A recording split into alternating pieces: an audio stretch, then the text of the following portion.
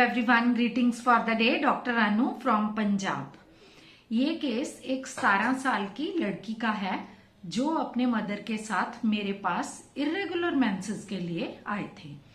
उनको ये प्रॉब्लम थी कि 14 साल की उम्र में जब उनको मेंसेस स्टार्ट हुए तो 2 साल लगातार उनको मेंसेस बहुत रेगुलर थे। Every month plus minus 3-4 days उनको होते थे, लेकिन मेंसेस बहुत रेगुलर थे। अब 1 साल से उनको मेंसेस इरेगुलर हो गए थे और जब ये मेरे पास आए तो 3.5 महीने 3.5 मंथ्स हो चुके थे, उन्हें मेंसेस नहीं आए थे। तो उन्होंने होम्योपैथी में आना प्रेफर किया। तो जब मैंने पूछा कि पहले रेगुलर थे, अब कब से इरेगुलर हैं, तो उन्होंने बताया कि 1 साल से। तब मैंने पूछा कि 1 साल पहले क्या कोई बात हुई थी, ऐसा कुछ हुआ था? तो वैसे तो उनको कुछ भी ऐसा याद नहीं था, लेकिन फिर भी मेरे बार बार पूछने पे कि उस टाइम आप थोड़ा ध्यान कीजिए, ऐसा क्या हुआ था। तो उसके मदर ने याद करके मुझे बताया कि इसके पापा का एक्सीडेंट हुआ था। वो कहीं और जॉब करते हैं, बस से वो उतरते वक्त गिर गए और बस चल पड़ी, तो उनको फ्रैक्चर आया था टांग में। तो ये बच्ची अपने पापा के पास वहाँ हॉस्पिटल में ही रुकी। उनका ऑपरेट हुआ तो प्लेट्स वगैरह डली थी और हफ्ता 10 दिन जितना टाइम भी उनके फादर थे जो वो हॉस्पिटल में थे, तो उनके साथ ये बच्ची वहाँ पर रुकी हुई थी। उनके मदर भी उनके पास थे, लेकिन ये बच्ची भी वहाँ पर थी।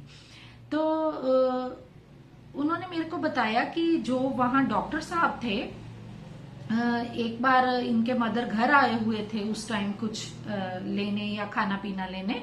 तो ये बच्ची जब वो विजिट करने आए तो अकेली अपने पापा के साथ वहां थी।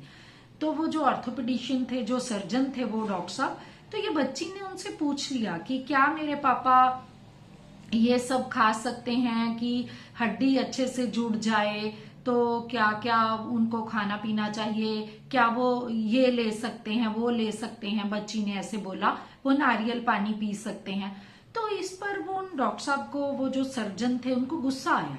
तो उन्होंने कहा कि तुम लोग कि क्या हो जाता है फिर उससे। उन्होंने इस बच्ची को बोला कि क्या हो जाएगा फिर इससे, कि नारियल पानी पीने से क्या हो जाता है, ये खाने से, ये फ्लैक्स सीड्स खाने से क्या हो जाता है, कि तुम जो आजकल के बच्चे हो वो रील्स देखकर ये सब बोलने लग जाते हो, तुम लोग आधा डॉक्टर बन जाते हो।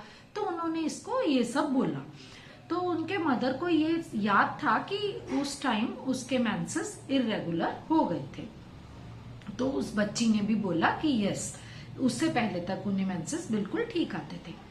तो मैंने पूछा कि अब इसकी नेचर के बारे में भी कुछ मुझे बताइए कि इनका स्वभाव कैसा है। तो उसके मदर ने बोला कि डॉक्टर साहब, ये बहुत केयरिंग बच्ची है। जब इसके फादर का एक्सीडेंट हुआ तो ये हॉस्पिटल में मेरे साथ रही। जैसे एक जना पेशेंट के पास बैठता है, दूसरा कोई मेडिसिन लेकर आनी, घर से कुछ लेकर आना। तो उसके बाद जब इसके फादर को डिस्चार्ज किया तो फिजियोथेरेपी, कुछ एक्सरसाइजेस थी, तो ये प्रॉपर अपने फादर को करवाती थी। ये काफी केयरिंग लड़की है। तो मैंने कहा ओके। पढ़ने में भी वो लड़की काफी सिंसियर और अच्छी थी। तो मैंने पूछा कि और बताइए इसके बारे में कुछ। तो मैंने बच्ची से ही पूछा कि आप भी अपने बारे में कुछ मुझे बता सकती हैं। तो उसने मुझे कहा कि आंटी, ऐसे मैं किसी को कुछ नहीं बोलती, लेकिन अगर मेरे को कोई कुछ बोले तो मुझे अच्छा नहीं लगता। तो मैंने बोला कि क्या आप फिर पलट के जवाब देती हैं, गुस्सा करती हैं? तो उन्होंने मेरे को बोला कि नहीं, मैं चुप हो जाती हूँ, ऐसा मैं कुछ नहीं बोलती, लेकिन मैं ज्यादा नहीं बोलती, कभी कभी जवाब देती हूँ, लेकिन मैं चुप कर जाती हूँ। तो मैंने बोला ओके। तो उनके मदर ने बोला कि डॉक्टर साहब, जैसे ये बड़ी हो रही है तो मैं इसको आजकल खाना बनाना सिखा रही हूँ। तो कभी कभी जब मैं इसको बोलती हूँ कि अभी तुमने टोमेटोज डाले हैं, तो टोमेटोज पे अगर तुम नमक डालोगी तो ये ज्यादा अच्छे से, मतलब ज्यादा जल्दी भुन जाएंगे। लेकिन फिर ये गुस्सा करती है कि अपने हिसाब से ही मुझे करने दो, कि मुझे पता है कि मुझे क्या करना है। तो ये सब बातों पर मैंने उसे प्रिस्क्राइब किया। Please analyse the case, then we will discuss the rubrics.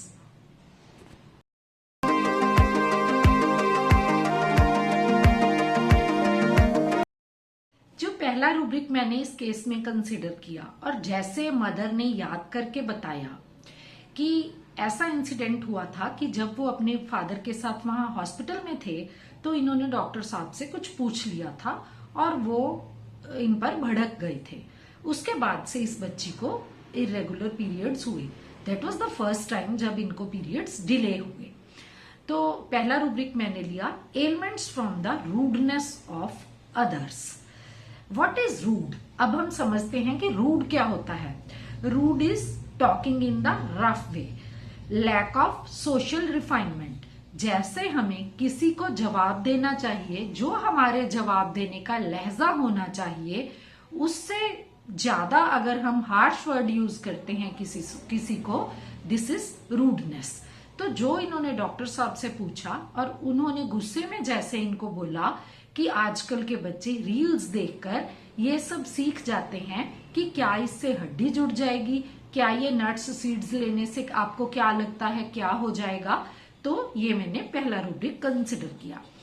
जैसे इनके मदर ने मेरे को बताया कि ये बहुत केयरिंग लड़की है, फिजियोथेरेपी सब प्रॉपरली मेडिसिन देना उस टाइम पीरियड में इन्होंने अपने फादर के साथ किया।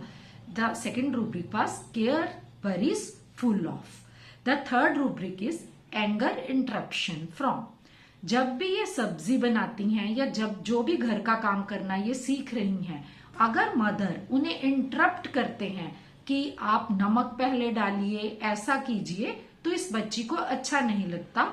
इसको लगता है कि जैसे मैं कर रही हूं मुझे वैसे करने दिया जाए। और the fourth rubric is sadness insult as if from. इन्होंने मेरे को बताया कि जैसे अगर मैं किसी को कुछ नहीं बोलती, लेकिन अगर मेरे को कोई कुछ ऐसे बोले तो मुझे अच्छा नहीं लगता। तो मैंने ये रूब्रिक वहां पर कंसिडर किया था, sadness insult as if from. अब हम समझते हैं कि इंसल्ट क्या होती है। Insult is a remark that is said और डन टू ऑफेंड समवन।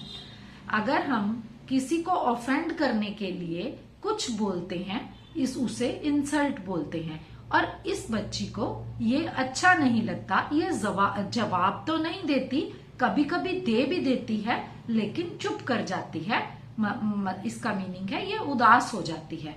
तो यहाँ पर मैंने उन्हें कॉकुलस 30 की 3 डोजेस दी और मेडिसिन लेते ही नेक्स्ट डे उनको पीरियड स्टार्ट हो गए थे। 3.5 महीने से उनको जो पीरियड्स नहीं आए थे वो स्टार्ट हो गए थे।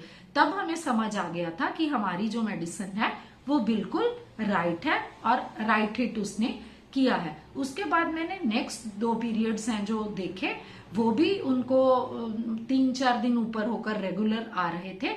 लेकिन फिर हमें 4th मंथ में उन्हें बहुत ज्यादा कफ फीवर हो गया था, जिसके कारण उन्होंने कुछ स्ट्रॉन्ग एंटीबायोटिक्स ली थी और हफ्ता ऊपर हो गया था।